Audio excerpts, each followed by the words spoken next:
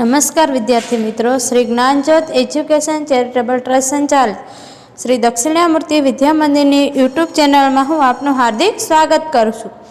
विद्यार्थी मित्रों, अंग्रेजी में આપણે યુનિટ 66 સુધી અભ્યાસ કરી ચૂક્યા છીએ।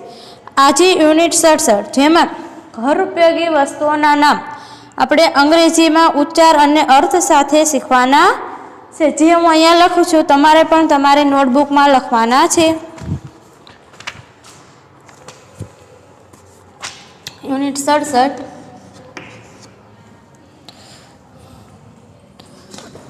घर उपयोगी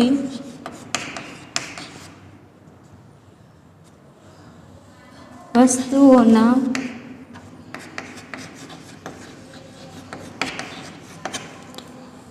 अंग्रेजी उच्चार અને ગુજરાતી અર્થ વાંચો।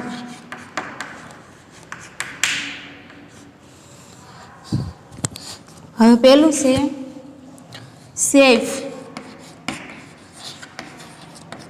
તો સેફ એટલે શું થાય? તો કે તિજોરી।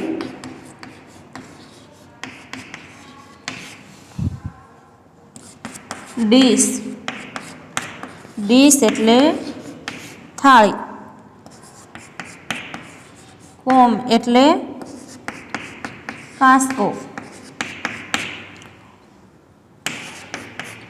कोट एटले पलंग।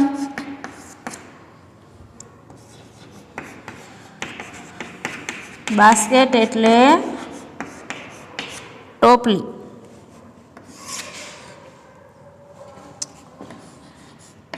जार एटले बरणी। सीव एटले चाळणी। ग्लास एटले प्यालो। लेडल एटले डोयो। मिरर एटले अरीसो। आ बधी वस्तु जे छे आपणे क्या उपयोग करीए छीए? तो के घर उपयोगी वस्तु उपयोगी करीए छीए। बकेट, डोल। केटल, किटली। सोसर एटले रकाबी। बाउल एटले वाडको। रोलर एटले वेलण। हवे सेफ एटले तिजोरी। डिश एटले थाली। कोम एटले कास्को। कोट एटले पलंग। बास्केट एटले टोपली। झार एटले बरणी। सीव एटले चाळणी। ग्लास एटले प्यालो। लेडल एटले डोयो। मिरर एटले अरीसो। बकेट एटले डोल। केटल एटले किटली। सोसर एटले रकाबी ने बाउल एटले वाटको। रोलर एटले वेलण। आ अंग्रेजी उच्चार अने गुजराती अर्थ बने छे। हवे आपणे अंग्रेजी उच्चार सामे गुजराती अर्थ लखीए।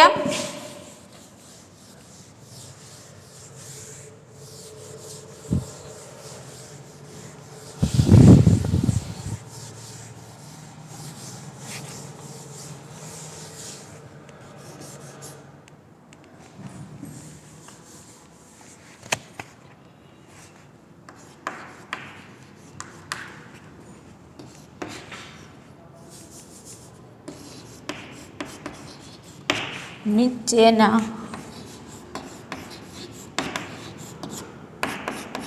નીચેના અંગ્રેજી ઉચ્ચાર સામે ગુજરાતી અર્થ લખો। યુનિટ 68 તો ડીશ,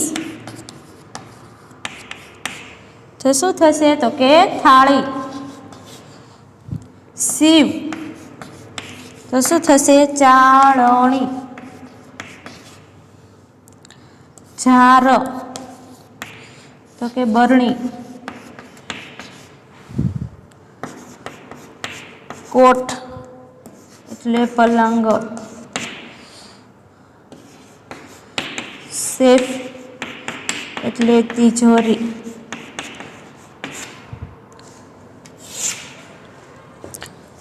કેટલ એટલે કેટલી. કોમ એટલે કાંસકો. બાસ્કેટ એટલે ટોપલી. ગ્લાસ એટલે પ્યાલો. પ્યાલો. મિરર એટલે અરીસો.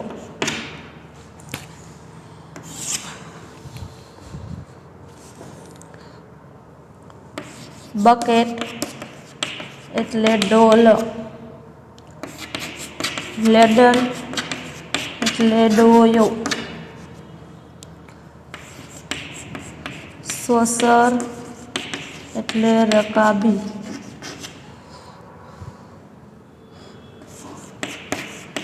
રોલર એટલે વેલણ. બાઉલ એટલે વાડકો.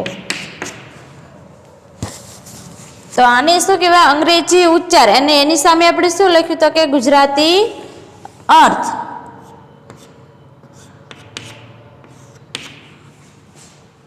હવે આપણે ગુજરાતી અર્થ સામે અંગ્રેજી ઉચ્ચાર લખીશું.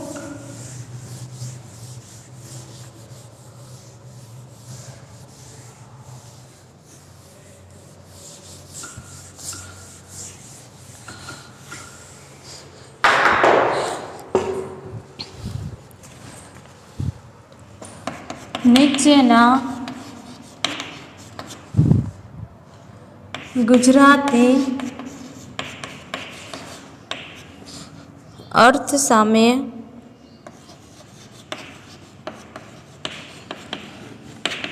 અંગ્રેજી ઉચ્ચાર લખો.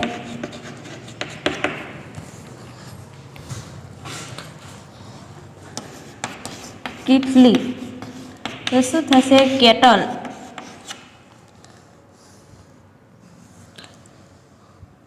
પ્યાલો. તો શું થશે? ગ્લાસ.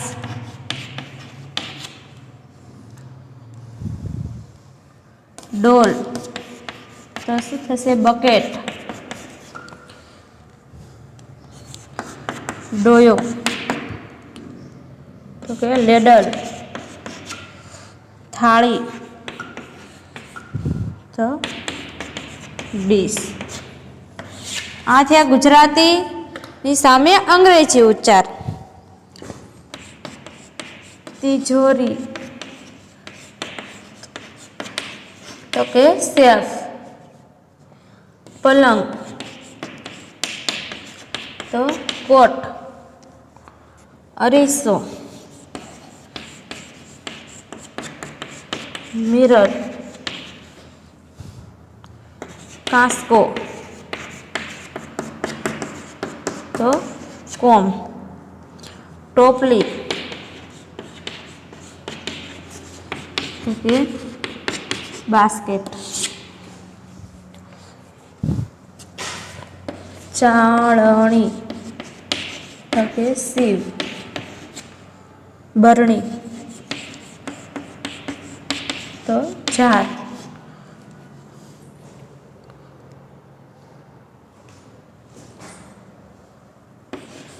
વેલણ તો રોલર. રકાબી. સોસર. વાડકો તો બાઉલ. આ થયા અંગ્રેજી ગુજરાતી અર્થની સામે અંગ્રેજી ઉચ્ચાર.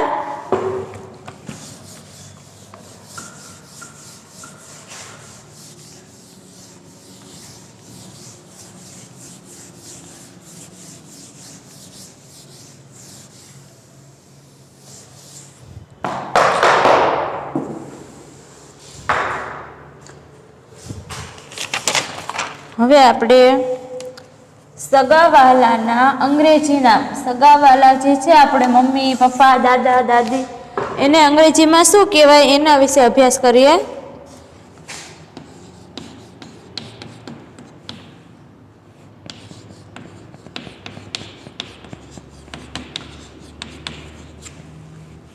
યુનિટ 70.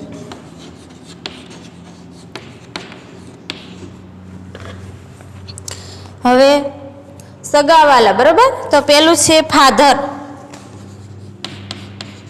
ફાધર એટલે શું થાય તો કે આપણા પપ્પા અથવા પિતા. મધર એટલે મમ્મી અથવા તો માતા. બ્રધર એટલે શું થશે તો કે ભાઈ. ડોટર એટલે પુત્રી. અંકલ એટલે કાકા. સન એટલે પુત્ર. નેવ્યુ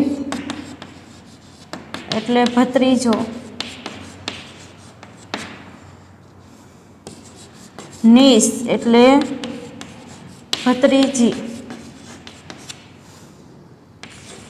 આંટ એટલે કાકી. કઝિન એટલે પિતરાઈ.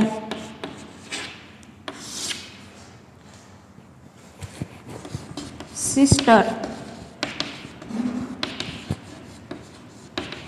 બહેન. ગ્રેન્ડફાધર દાદા. ગ્રેન્ડમધર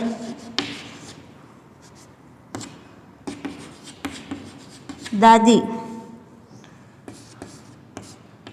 ગ્રેન્ડસન પૌત્ર. ગ્રેન્ડ ડોટર એટલે પૌત્રી. ફાધર એટલે પિતા. મધર એટલે માતા. બ્રધર એટલે ભાઈ. ડોટર એટલે પુત્રી. અંકલ એટલે કાકા. સન એટલે પુત્ર. નેવ્યુ એટલે ભત્રીજો. નીસ એટલે ભત્રીજી. આંટ એટલે કાકી. કઝિન એટલે પિતરાઈ. સિસ્ટર એટલે બહેન. ગ્રેન્ડફાધર એટલે દાદા. ગ્રેન્ડમધર એટલે દાદી. ગ્રેન્ડસન એટલે પૌત્ર અને ગ્રેન્ડ ડોટર એટલે પૌત્રી.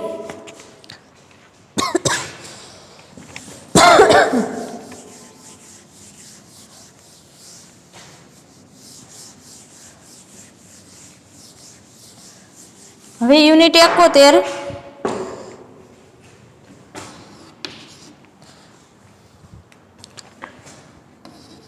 અંગ્રેજી ઉચ્ચાર સામે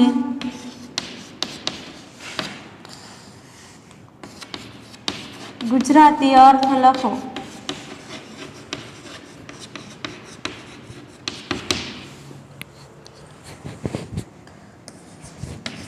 નીસ તો શું થશે ભત્રીજી. સન એટલે પુત્ર. આંટ એટલે કાકી. નેવ્યુ ભત્રીજો. અંકલ ઓકે કાકા.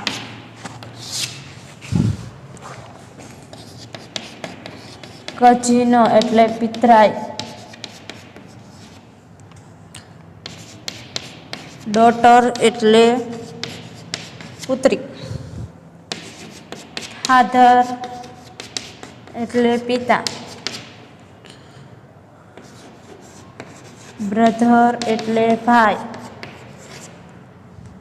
અને મધર એટલે માતા.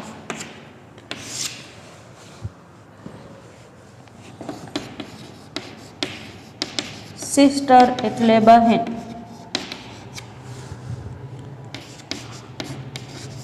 ગ્રેન્ડસન એટલે પૌત્ર. ગ્રેન્ડ ડોટર એટલે પૌત્રી.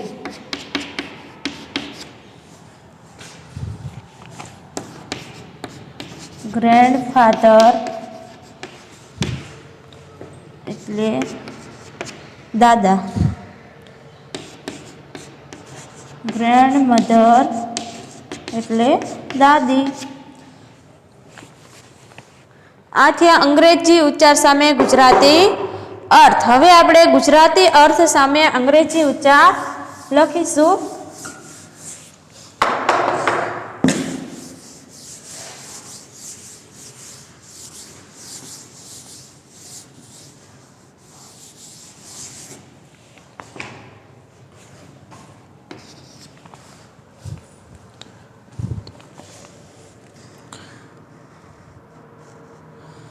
ગુજરાતી અર્થ સામે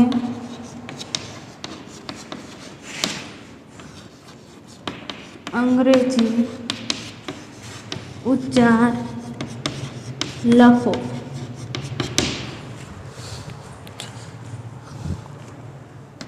માતા એને શું કહેવાય અંગ્રેજીમાં? તો કે મધર. પિતા એને શું કહેવાય? તો કે ફાધર. દાદા તો ગ્રેન્ડ ફાધર. દાદી ગ્રેન્ડ મધર. કાકા તો અંકલ.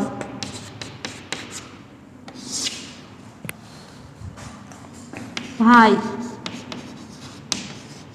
તો બ્રધર. કાકી તો આંટ. પૌત્ર ગ્રેન્ડ સન.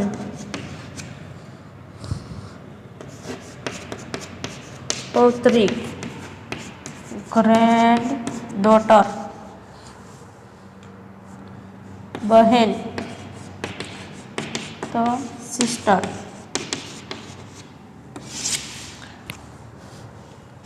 પુત્રી તો ડોટર. પુત્ર તો સન. ભત્રીજો તો નેવ્યુ. ભત્રીજી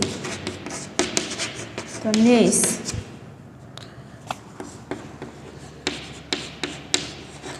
પિતરાઈ એટલે કઝિન ભાઈ. માતા એટલે મધર. પિતા એટલે ફાધર. દાદા એટલે ગ્રેન્ડફાધર. દાદી એટલે ગ્રેન્ડ મધર. કાકા એટલે અંકલ. ભાઈ એટલે બ્રધર. કાકી એટલે આંટ. પૌત્ર એટલે ગ્રેન્ડસન. પૌત્રી એટલે ગ્રેન્ડ ડોટર. બહેન એટલે સિસ્ટર. પુત્રી એટલે ડોટર. પુત્ર એટલે સન. ભત્રીજો એટલે નેવ્યુ. ભત્રીજી એટલે નીસ. અને પિતરાઈ એટલે કઝિન.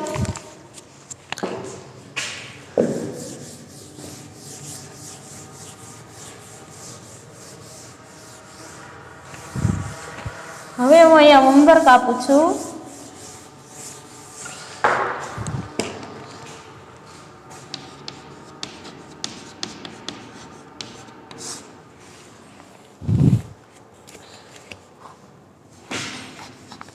અંગ્રેજીમાંથી